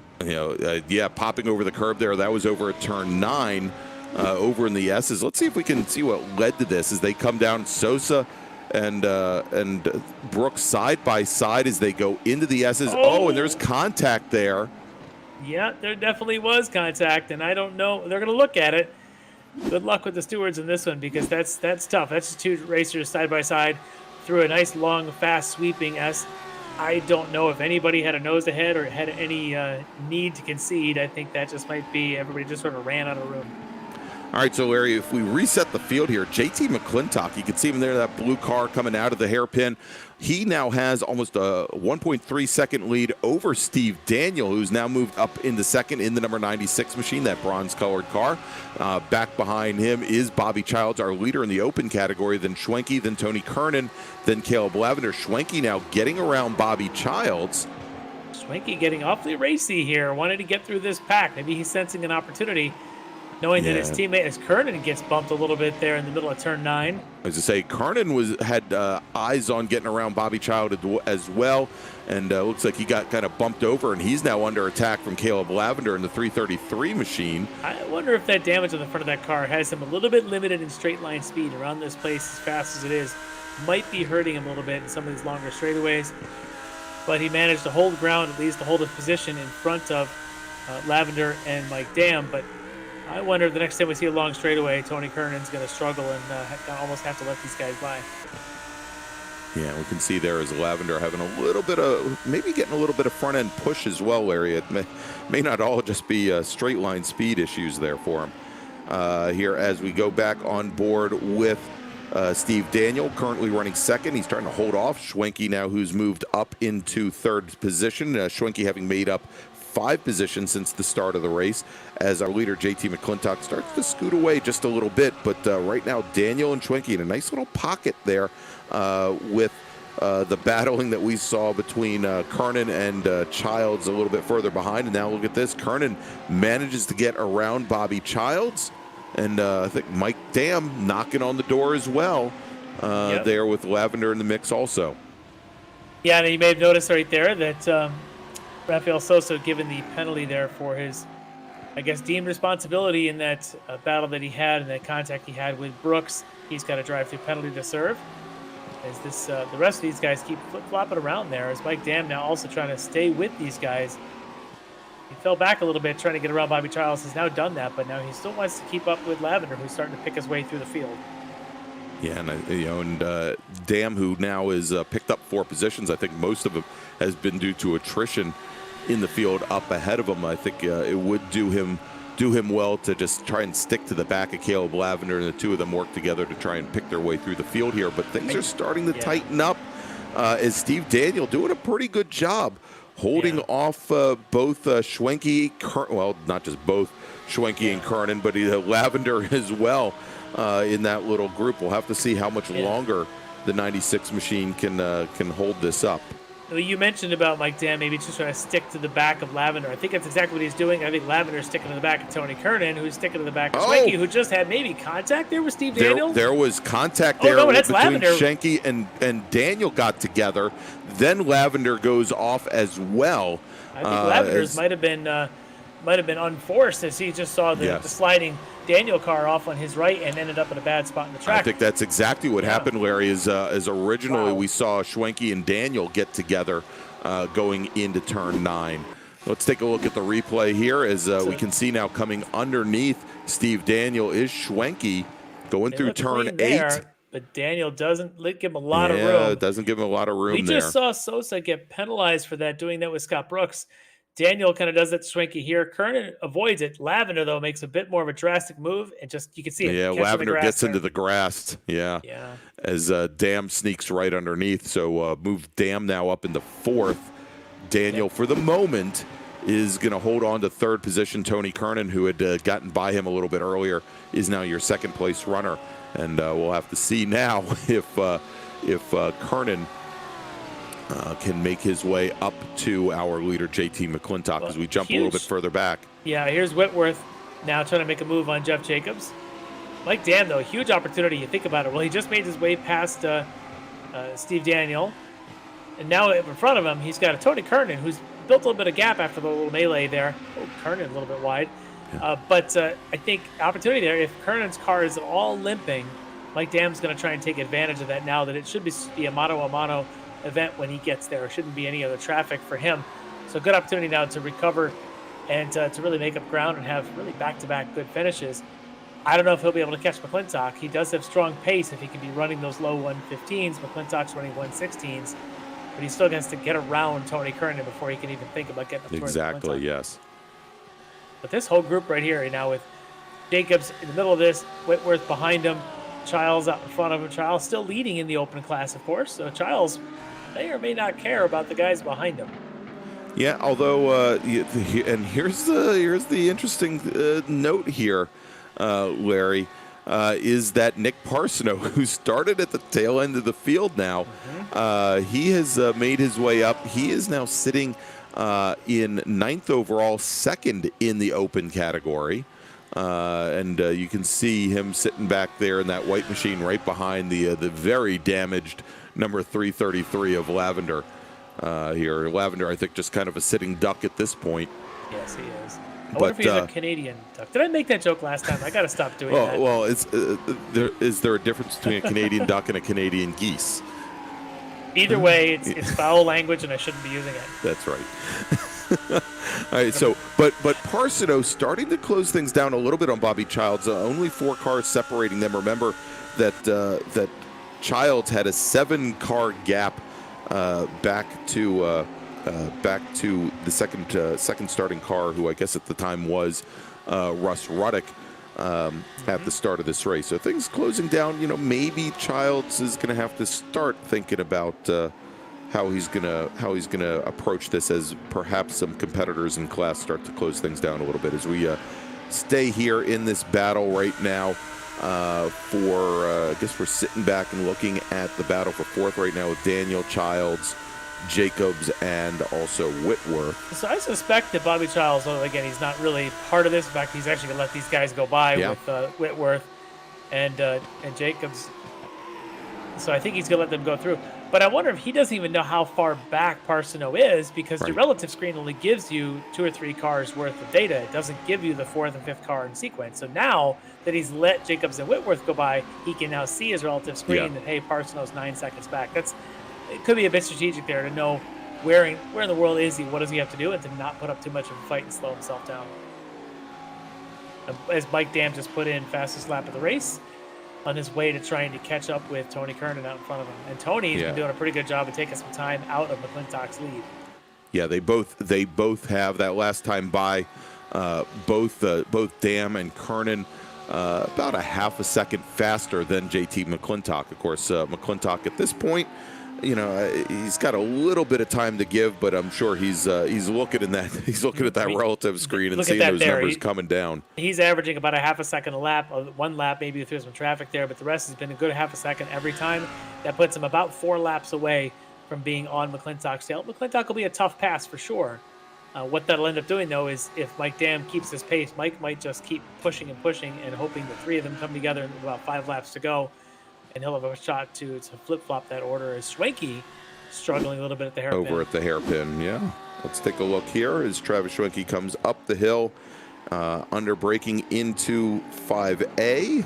And, corner dipsy-do. There it goes. Yeah, haven't we seen this many times before this evening going into the second part of the Moss hairpin? As Jacobs now still in this battle with Brendan Whitworth. They seem to be battling all night between these two. I think Jacobs is getting more comfortable with this track, and he's going to make sure that he actually looks to hold this spot. Look at this as he moves down to the inside. They're coming out of 4 to get a little bit defensive as they start to make their way up to the hairpin. Well, he's trying to catch up with Daniel in front now with the 3 of them. If you're Whitworth, you got to figure, where am I going to make this move? But you want to do things like that. Close up under braking, get on the gas early. And Whitworth, tremendous job on the gas early. He might have a good chance to get past Jacobs here on this straightaway. Jacobs getting a little bit of a toe from Daniel in front of him, though.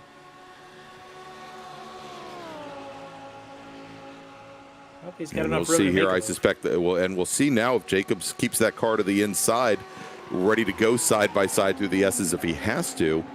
And as opposed to in race 1 where we saw him pretty much just concede a position to keep from going side by side. But I think you got it, Larry. He's definitely, I think after as many laps as he's put in, about 35 laps or so far this evening, starting to feel a lot more comfortable here at Mosport. He sure is. You look at that pace, 16.6 last time by. That's solid at this point of the race, although Mike Dam last time by a 15.8. Tony Kernan, 15.7. JT McClintock, 16.3. As you can see, those margins are starting to come down quickly at the front. Yeah, another 3 laps or so. That would put Kernan probably right on the back of our leader, JT McClintock. Yep. And 3 laps at 1 minute and 15 apiece puts you at about 4 minutes from now. That puts you at the 23-minute mark of the race. Good enough for about 5 laps of sprint racing to finish this thing off and see which one of these 3 can take home the checker. All right, as we jump a little bit further back, and once again, that battle, Steve Daniel, a good advantage right now over Jacobs and Whitworth. Bobby Childs, the last car in that line, again, not really willing to get into the battle with the pro category cars here as Jacobs and Whitworth go side by side just ahead of him. But Parsono, taking a look here, Parsono, he's still about 12 seconds back. So Childs, he's got an advantage at the moment.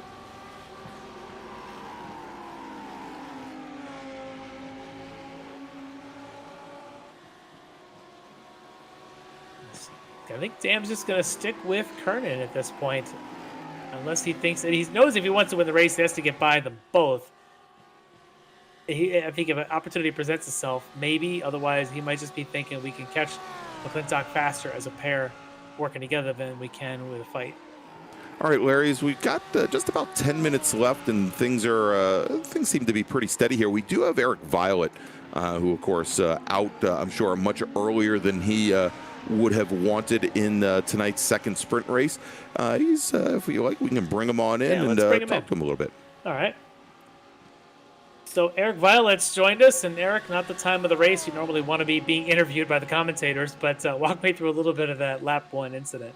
Oh, I just did something that I didn't do before, just kind of shot in there, just kind of take a peek.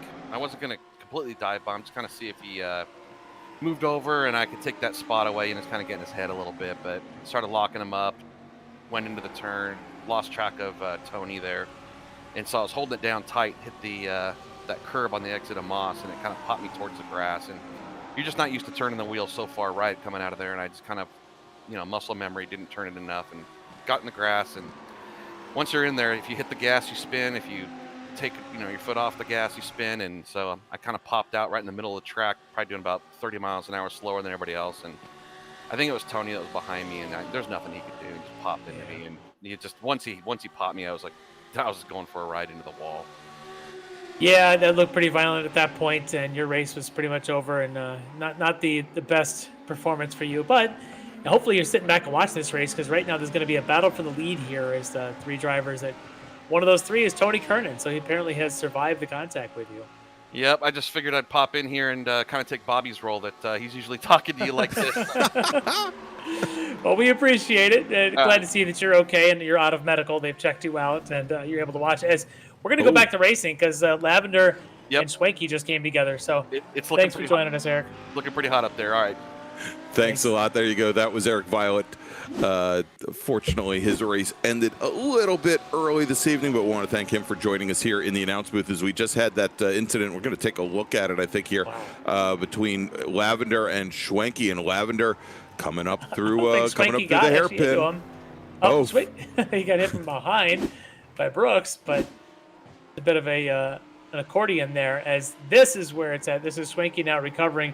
We're going to get up to that front battle here, as I think McClintock, Kernan, and Dam are all 1, 2, 3, nose to tail. This is going to be one heck of a battle. Yeah, things closed down about a half a lap ago, and now JT McClintock, he's going to have to hold off Tony Kernan and Mike Dam for about 7 minutes, Larry. So, I don't know that he's going to do it for the next straightaway, as he did not get as good a run as Tony Kernan did. We're going to see ourselves a side-by-side through turn 8 here in about 5 seconds. Yeah, as Kernan got a great jump and is up to the quarter panel here. We'll see what happens under braking going into turn 8. As and you can see Kernan's machine kind of jumping around a little bit.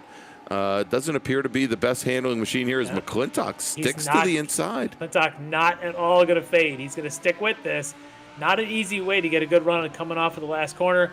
They're going to keep this up with Mike Dam right in rears all the way through turn 1. The easier line to the inside, but now you're on the outside for turn 2. Looks like Kernan been able to make that pass stick.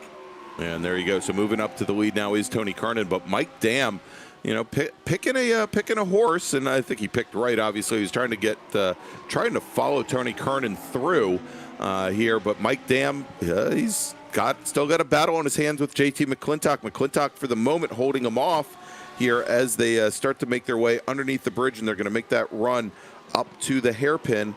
This is where McClintock seems to be let down just a little bit, and you can see taking somewhat of a defensive line into the hairpin. That's going to affect his exit speed mightily, Larry. It's the protective line, but it's also a bit of the conservative one, because the further out you get at the midpoint of that corner, the harder it is to recover, because you get really close to where the pavement drops off. So it's an easier line to drive narrow like that, but it is definitely not the same straightaway speed down the end straight. But for Mike Dam, he's not out of this yet. I mean, it's still 5 minutes to go. He's only 0.6 back from Tony Kernan, so we're not nearly done there yet, as we get a good shot now at Jacobs and Daniel doing the side-by-side through the S's. And now we know Jacobs doesn't have an issue going side-by-side with somebody through the S's here towards the end of this race, as he went with the 38 of Jacobs, and Jacobs manages to get back, or probably Daniel manages to get back by Jacobs as they come out of turn 10 onto the front straight. It looked like, I thought for a moment there they might have touched coming through the final corner, but does not appear to have crossed anything up here, as Mike Dam is going to try once again as they come down the hill out of turn 1. So And through Mike 2 Dam and is up quicker. to 3. Look how wide Mike Dam gets. Yeah. It gets you, and it looks like he's falling back, but trust me, he's a little longer line, but he gets on Slow the in, gas fast so much out. earlier. Yep, totally. You get on the gas earlier. He who wins the race to the gas pedal typically wins the next straightaway, and I would bet right there that's where it's going to happen. McClintock managed to get this one okay.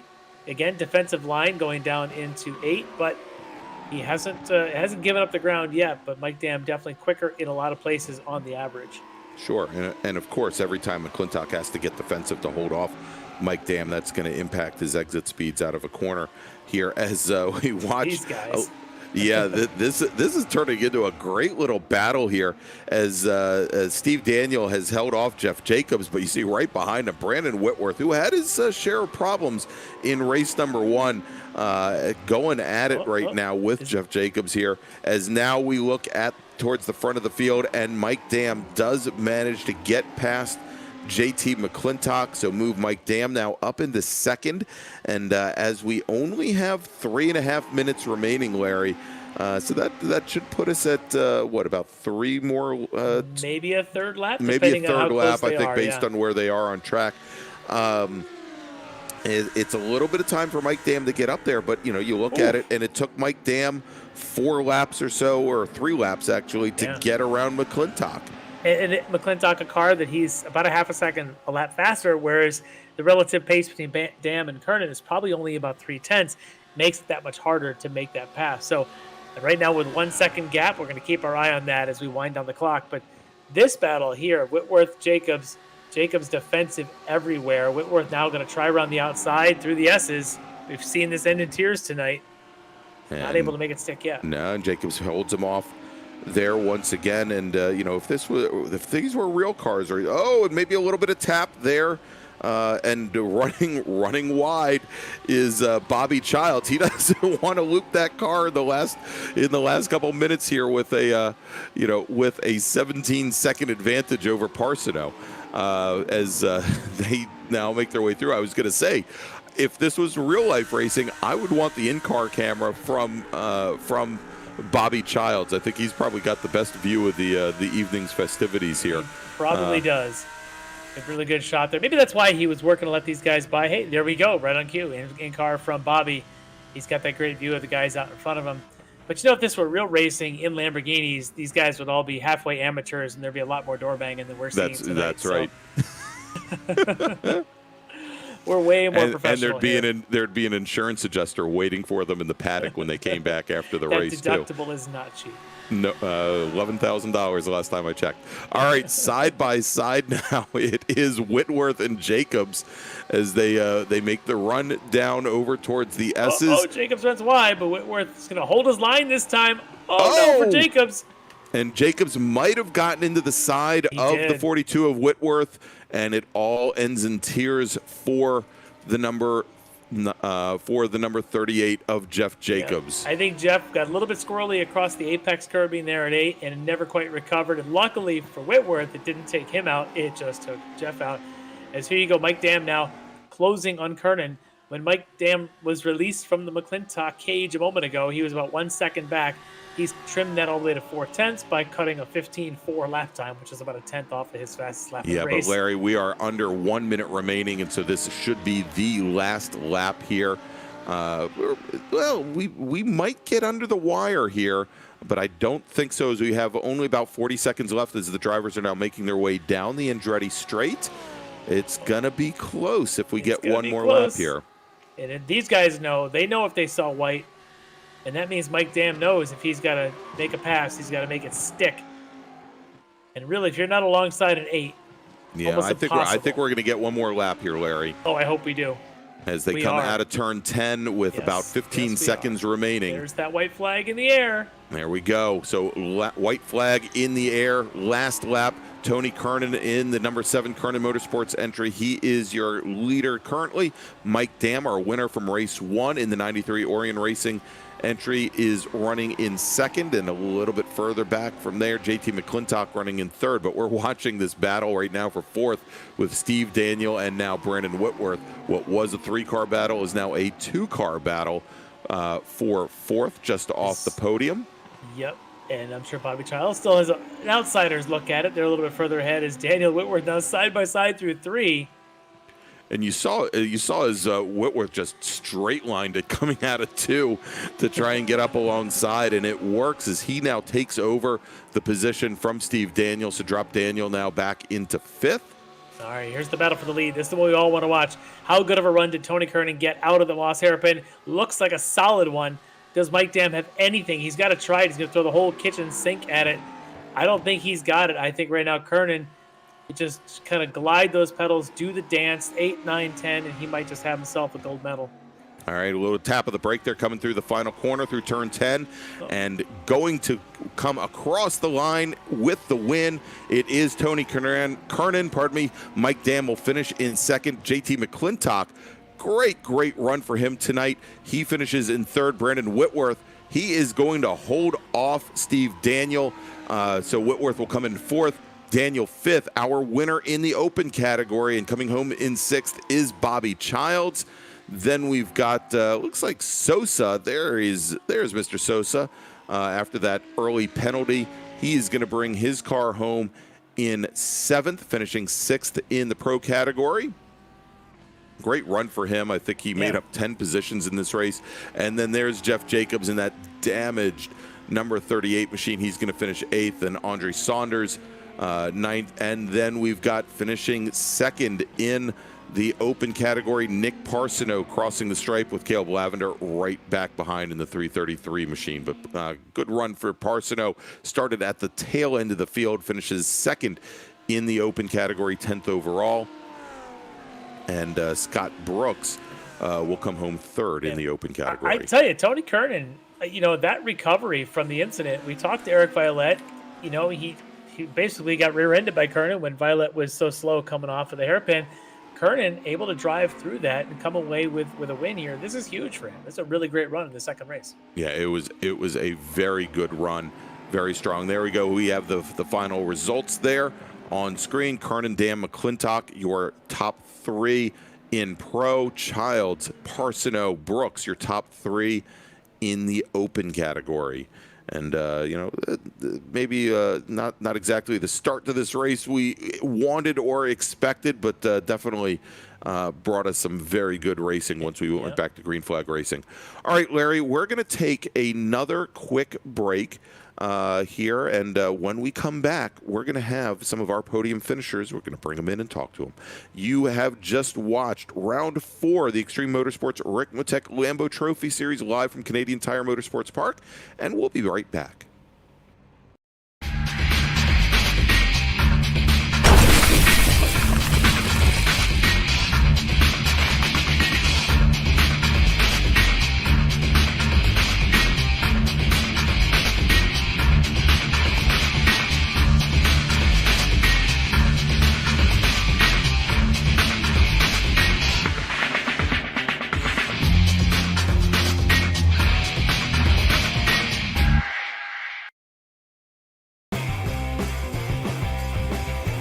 Ricmotech high-performance sim racing equipment. Whether you're just looking to have fun, train for race day, or become a serious esports competitor, Ricmotech has you covered. Hundreds of name brand parts. Support from experts that love sim racing. Trusted by the pros. There's only one place to go, Ricmotech.com.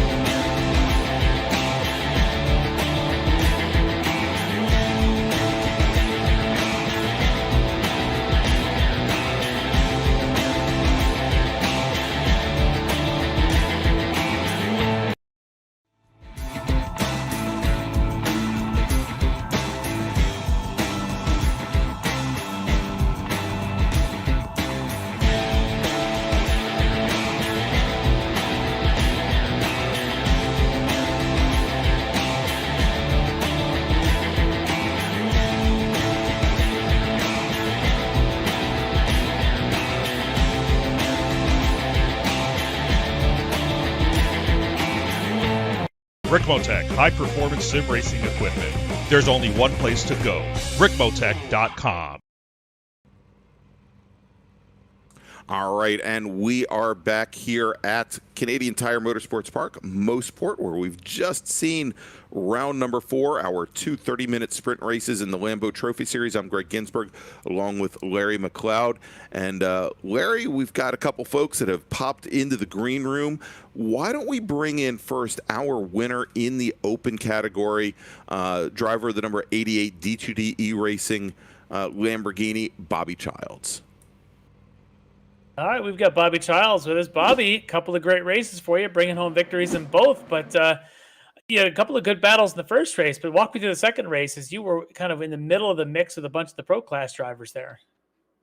Oh yeah, the second race, you know, with the reverse grid, I knew I had a lot of fast drivers behind me, and the rest of the open guys were pretty far back. So my only strategy there really was just to, you know, keep pace and let those guys go clean where I could. And I'm sure you saw that in the broadcast. I was frequently letting guys just kind of go by on the straight out of Moss. I didn't want to interrupt the pro battle at all, because that wasn't my race.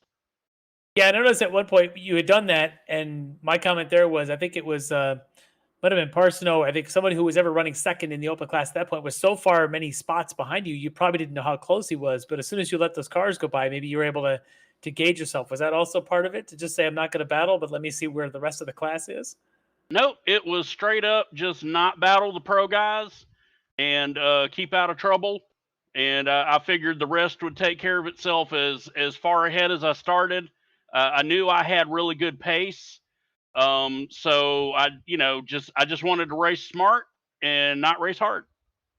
Yeah, and that around this place, racing smart is definitely the smart move. As we saw a lot of folks struggle with the Moss hairpin tonight. I don't know if there's a temperature issue tonight with the sunset or whatever, but man, it looked like just treacherous sometimes going down there through that turn 5. Yeah, the Lambo gets really light coming over that hill. This is the most light I've ever felt a car get in that area. It gets very unsettled, so you do really have to tiptoe the car. It does not like the exit curbs at Moss, either on the inside or outside. So you've really got to be nailing everything. You could see some guys braking real hard on entry and real late, and all it was doing was compromising their exits every time.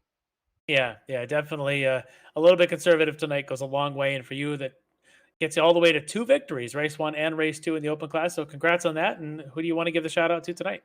Well, man, Russ Ruddock and Steve Daniel, that race 1 battle was just so amazing. It was so much fun. I hated that Russ had an incident behind after we started really, I got in front of him, but he was staying right with me in the race battle. So, I mean, it just great job. I've got to send a shout out to my teammate, Caleb Lavender. He didn't have the night he wanted, but he worked with me this weekend on some things going on with my sim rig, actually, with my braking, and identified an issue there that needed to be fixed. And man, doing that, the car felt so much better. It's what allowed me to run consistently and get up there and battle with Russ and Steve in race 1 and run stable in race 2. So I didn't affect anyone and didn't cost myself a win. So big shout out there. And of course, shout out to both Chris's, Chris at Skull Sim Gear and Chris at Proforma Elite Texas Graphics, who take such good care of D2D E-Racing. Unfortunately, Chris Thorman couldn't be with us tonight. Want to say hi to him at home in Texas, where he's either trapped under his house or trying to get a spider out of his truck. I'm not sure. Either way, it sounds treacherous. So, Bobby, thanks for the comments, and really, again, congrats on the double win. Looking forward to seeing you in the next race. Thanks a lot, guys. All right, there you go. Bobby Childs in the number 88 D2D E-Racing entry. Larry, why don't we bring in now, and I don't know if we've actually had him in the commentary booth before. Let's bring in Jeremiah McClintock, driver of the number 21 VTS Racing entry. Great job tonight, finishing in 3rd in the second race, holding off both Dam and also Kernan for the longest time. It was a great run for him this evening. All right, JT McClintock starts this second race on the front row. JT, you maximize that through the rest of the race. Walk me through a little bit of that restart and how you built that gap. Oh man, can you believe that? Yeah. I mean, I don't know what happened to Rambler Man, but at the beginning there, but he like pulled off. I almost pretty much ran right in the back of him, but as soon as he parked off to the side, man, I put on the boosters and tried to get away as much as possible.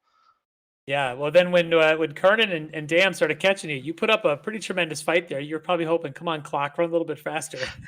Yeah, I'm not gonna lie. The guy who was spotting for me was telling me the wrong time. So he was telling me I had 2 minutes left. We still had 5, so I was putting up the put my elbows out quite as far as I could. Yeah, but really good race, good finish for you. Be able to start up there in the front and hang on to it and get up into the podiums. It's finally feeling like you're getting your groove in on with this series. I mean, I'm definitely not the fastest one here, but the racing's really good, man. It's a lot of fun running with these guys. So, we'll see. It's more just keep your head down, don't make mistakes, and you'll generally get good results. So, gonna keep sticking with that strategy. Yeah, it's solid strategy, especially to track like Mosport. So, congrats on the podium, JT, and I'll race again with you probably tomorrow night. But we'll see you next time here. Thanks, guys. See ya. See ya. All right, JT McClintock, driver of the number 21 VTS racing machine. All right, Larry, so let us bring in our winner from race 1, finished second in race number 2, driving the number 93 Orion Racing entry, Mike Dam. We got Mike Dam in here with us. And Mike, race 1 was a heck of a battle between yourself and Lavender. How were you able to go the 30 minutes and hold him off around this place? Oh, thanks, guys. Yeah, it was tough. I remember looking at the clock, and it was 8 minutes in, and I'm like, holy crap, what am I going to do? But I stuck with it. I focused. There was a couple times when I had a little bobble. I almost lost it on Moss there, actually. But yeah, I was able to keep him somehow behind. Yeah, and then the second race comes, and you had the big incident in the first lap, which I don't know how you guys all managed to avoid that. But picking your way through traffic, really a big challenge tonight. There's some fast drivers you had to come across up and near the front. Absolutely. Yeah, it makes it tough because we have a pretty strong top 10 here. So usually most of the guys that get inverted ahead of you aren't very easy to pass, especially on a track like this where there's a lot of draft and just high speed. Also a lot of places where you can go too wide and there's not necessarily a better line. Yeah, tough path. You got your way all the way up there to Tony. Were you trying to maybe hope for the 33-34 minute race in that second round? Yeah, I kind of played my cards. Kind of wanted to see what was going to happen with McClintock and Kernan there. I would have liked to get by McClintock there a little quicker, but I managed to do that. And then, yeah, I just didn't quite get the run out of Moss in order to get that last lap pass there. So it was a good race by Tony. Yeah, he had a great race, but yourself a first place and second place for the 2 rounds tonight. Solid performance, Mike. Anybody you want to thank for tonight's performance? Yeah, just all the guys who race. It's a really competitive series this season. So, yeah, just Kevin and Jeff for putting this on. Frank at Ricmotech, and you guys for broadcasting. Thank you. Well, thanks again, Mike, and congrats, and looking forward to seeing you in the next round.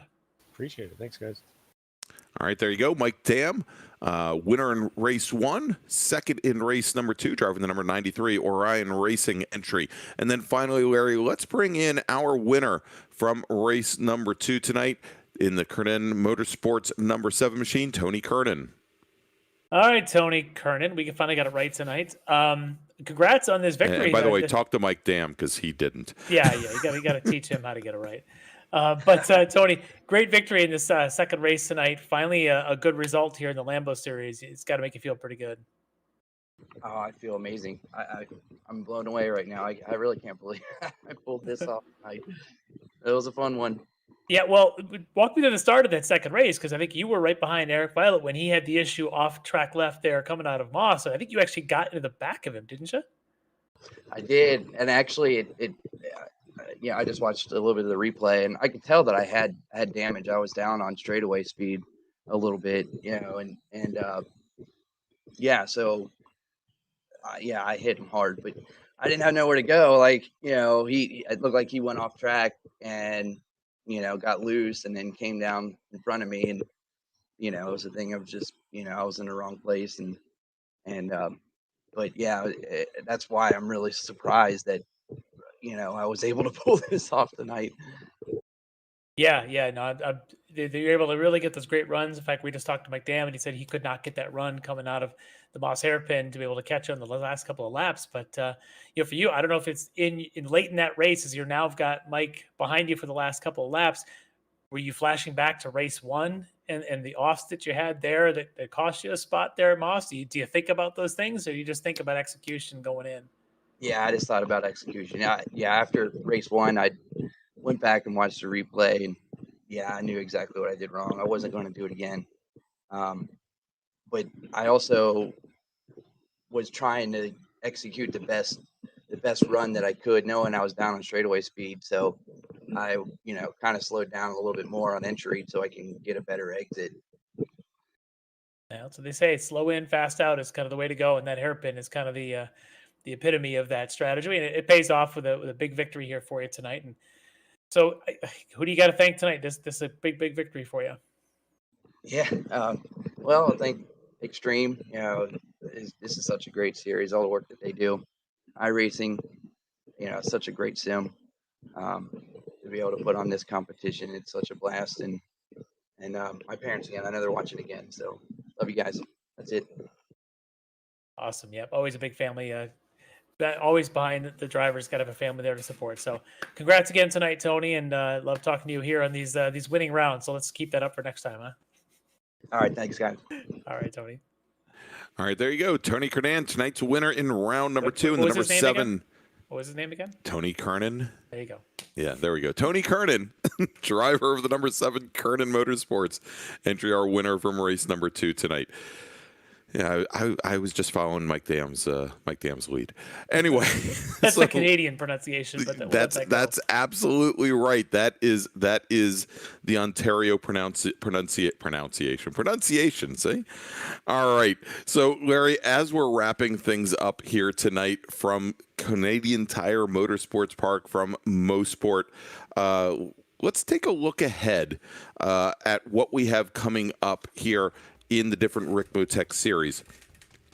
Next week, we've got the Ricmotech World Challenge. They are going to be heading up to Road America, up to Elkhart Lake, the National Park of Speed, for round 4 of 8.